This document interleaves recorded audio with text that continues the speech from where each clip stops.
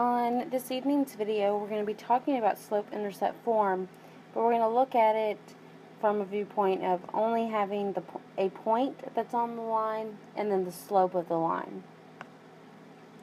So just a quick review, y equals mx plus b is the type of equation that we're going to work most with this year, and that is called slope-intercept form. So if I want to know the equation of a line, but I'm given a point and a slope, I may be given information that looks like this. A point of 1, 2, and a slope of 3. And we use m to represent slope. So the first thing that we need to do is remember that ordered pairs are written in the form x, y. So I'm going to label the 1 an x and the 2 a y. Then I'm going to start substituting. So we have y is 2. I'm going to put the 2 instead of a y, equals the 3 for slope, times x, which is 1, plus b. And I'm not given a b value. Now I'm going to solve this equation for b. The first thing I have to do is multiply 3 times 1. So I get 2 equals 3 plus b.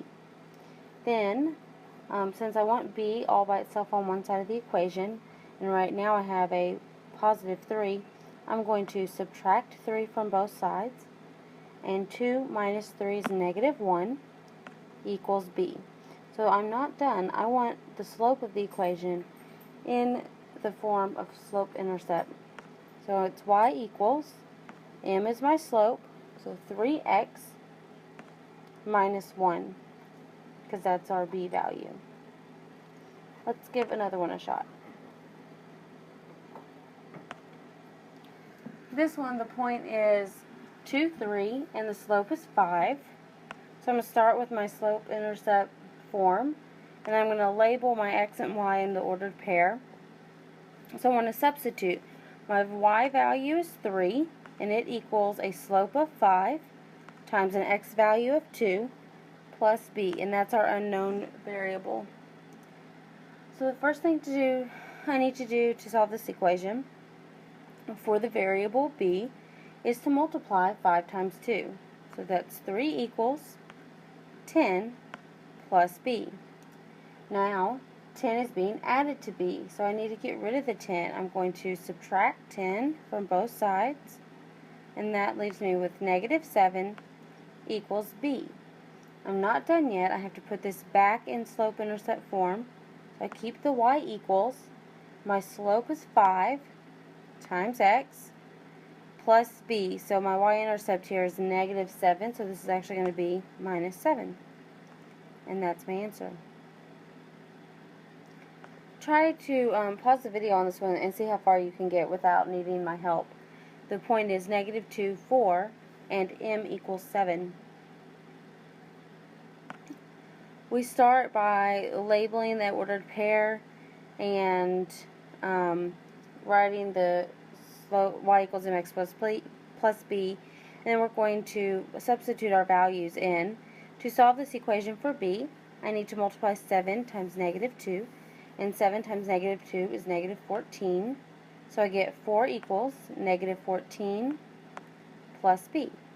Now that it's negative 14, I want to add 14 to both sides, and 4 plus 14 is 18 equals b. So when I put this in slope-intercept form, I get y equals, the slope is 7, x, and my y-intercept is 18, so plus 18. And that's my answer. Again, on this next one, go ahead and try to do this one on your own. The slope is 1/2, and the point is 6, negative 4. We start by writing y equals mx plus b and substituting our values in. So I get negative 4 equals 1/2 times 6 plus b. 1/2 of 6 is 3.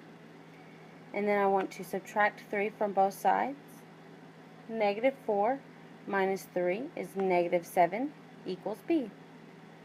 Then I substitute these values back into the slope-intercept form, so I get y equals, m is our slope, 1/2 times x, and our y-intercept is minus 7 or negative 7, so we're going to say minus 7, and that's the answer.